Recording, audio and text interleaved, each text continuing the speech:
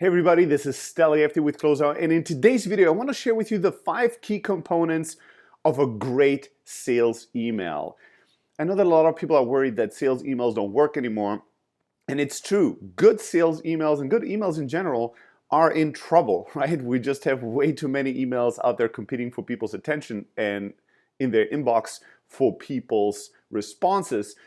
But great emails are more alive and more well than ever before, mainly because most emails, especially most sales emails, suck. So how do you need to think about this? What do you need to do to fix this? We'll touch on this super briefly in this video. 5 key components, 5 steps. You have to think about this like a user experience, right? What is from beginning to end the experience that you're giving the recipient of your email? Well, it all starts with the subject line, right? This is the beginning of the end if you make any kind of mistake, because the subject line in most cases will determine if the person pays any attention or opens and reads your email.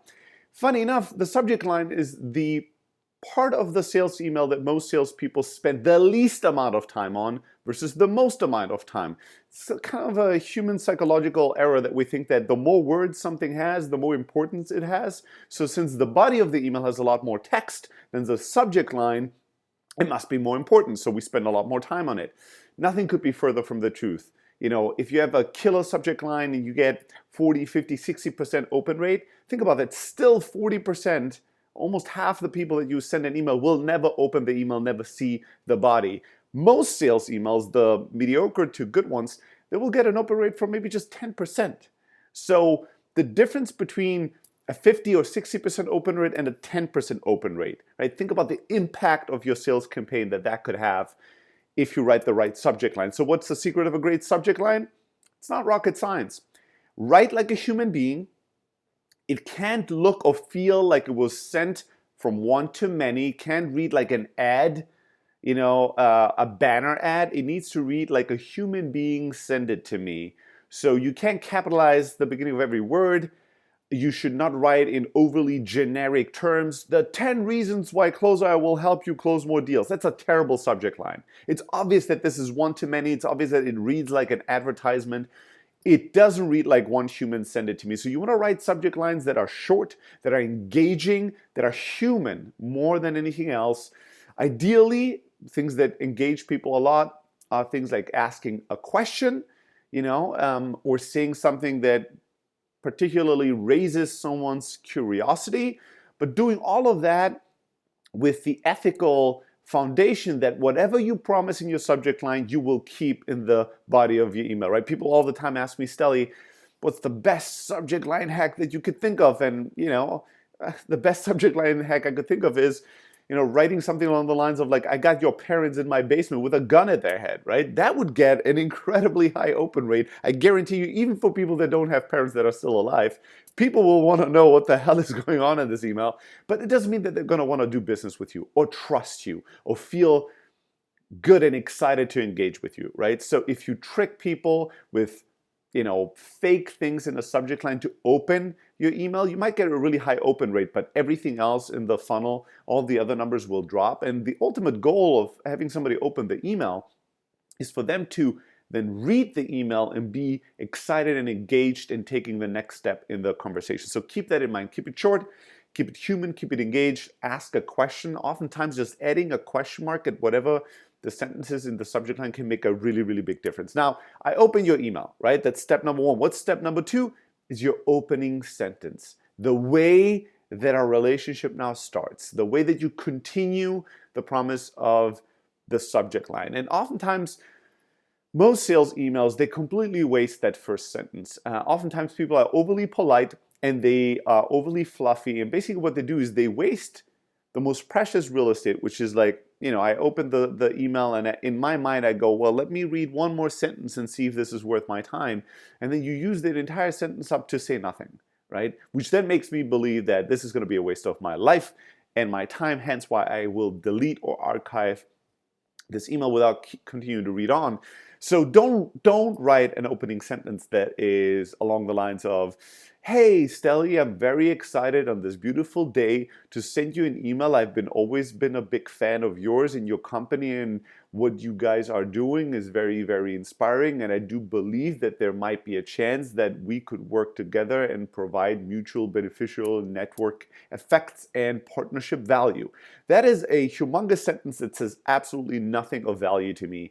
Other than that you like to waste people's time and you don't value your own time, right? So you need to be very concise and precise and ask yourself, every sentence is basically a pitch that needs to sell me, the reader, on the idea that I need to keep reading on, that there's value here, that I could miss out on something really important or valuable if I don't continue to read your email. So your first sentence should be short and to the point. You might want to start with something as engaging as saying, hey Stella, I know you're getting hundreds of emails of companies in the whatever space selling you on something. Here's why I decided to send you this email, although I know you're getting too many of these already. Right? That's a pretty engaging first sentence. Like, I know you don't want to read this email. I know you're getting too many of these, and I still decided to send you this. Let me tell you why in a sentence. Right? Now ask yourself, is it easier for me to keep reading on at this point, or does it take more willpower for me to stop and be like, I don't care. I'm not going to keep reading on. I don't want to know the big reason why this very self-aware human being sent this email, although they realize I don't want to read it, right? So whatever you promise, whatever way you engage and raise the curiosity in the subject line, you need to continue writing that first opener in the strongest way possible to really raise people's curiosity, to make people feel understood. Like you have empathy, you're smart, you're self-aware, you're thoughtful. You wrote this to me personally, and there's a purpose behind the timing and the content of this email in my life, right? And it's not just a copy-pasted template from some blog post somewhere that you blasted out to 10,000 people thoughtlessly, wasting everybody's time, thinking that that's going to make you rich or make you a lot of money, right? So write a engaging, short, human subject line. Don't waste the opening sentence, right? Use that incredibly precious real estate to say something powerful, something concise. And then the rest of the body of the email, you follow some simple principles. Keep it short as you can. Be concise. That will communicate that you are somebody that values time, that you are somebody that has the level of expertise where you can express your ideas in a few simple sentences. You don't need paragraphs, you don't need pages full of words to try to attempt to say what you have to say. And you want to make sure that if whatever the length of your email is, if it's longer than 2 or 3 sentences, that you format the body of your content well. So if I don't want to read everything at once and sequentially from beginning to end, I can scan quickly because you use bullet points, you use paragraphs, you formatted your email in a way that's easy for me to scan for the information that I am most interested in. The next thing, step number 4, is the closing call to action. Right? How do you close your email? This is something that blows my mind. How many times people will write this elaborate email and then end without an ending, right? Completely open-ended. Well, I hope that you also shall find value in the words that I've written to you, and I'm looking forward to potentially hearing your thoughts or any other way that you might like to respond to. Like, what is this? Or even worse, sometimes people don't even attempt to tap dance around the call to action. They just go, here's our software, here's all the stuff that you should know about it. Thanks, Bob. Right? What the hell is this? I read this, and at the very end as a reader, if you've gotten me all the way to that point, I have only one question in my mind, which is the question, what do I have to do about this? What is the call to action that you want me to take? What do you want from me? Right? So here's the simple rule. You cannot have no call to actions, but you can also not have too many call to actions. One strong call to action at the very end. You might want to lift your response rates. You might want to add a little bit of sprinkle, a little bit of social proof before or right after your call to action. But you want to tell me one very, very specific thing to do, and you want to limit as much friction and decision making around that as possible. And then step number 5, and this is something that a lot of people don't take advantage of. So this is kind of a sales email black belt tip for you, is the signature. Right? Your signature is actually pretty important real estate in your email. And lots of people, again, are not that thoughtful about it. PS, the PS line in a signature can be incredibly powerful. Studies have shown that people will scan to a PS to read what people had to say there. So if you're worried that I might not read your email carefully, or if you have something really powerful to say, you might want to put it in the PS, you might want to put it in your signature. You might want to ask yourself, what can I do in the signature typically to raise social proof about me, right? Maybe you have a video of a keynote you're giving.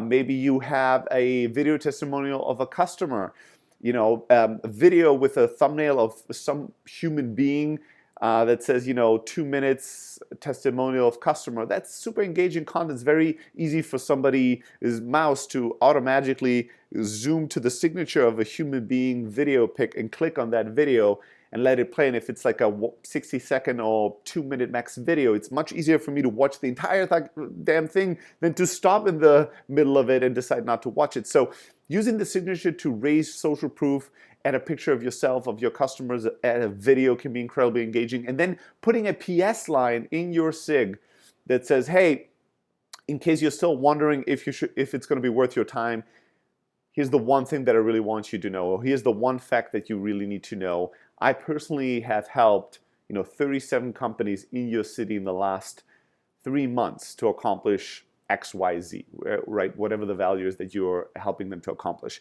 So make sure that you take good use and utilize the signature to really push people over the edge when they're kind of 50-50 and not quite sure if they should respond to your email or not. All right, that's it. It's as simple as that. But did you follow along that we took this one step at a time and we consider the entire experience that we're giving and gifting to somebody in their inbox? Please, please, please write great sales emails. That's a way to make the world a better place and create a ton of value. And let's eliminate these boilerplate, copy and paste, mindless and selfish emails that we send just for them to be ignored. Let's stop that trend. I hope this video was helpful. If you have not done this yet, make sure to go to blog.close.io and subscribe to our blog. And if you have any questions, feedback, if you want to send your email to me and get personal feedback from me on your sales emails, just shoot me an email at stelly@close.io. Always happy to hear from you and give feedback. Let's now go and write great sales emails.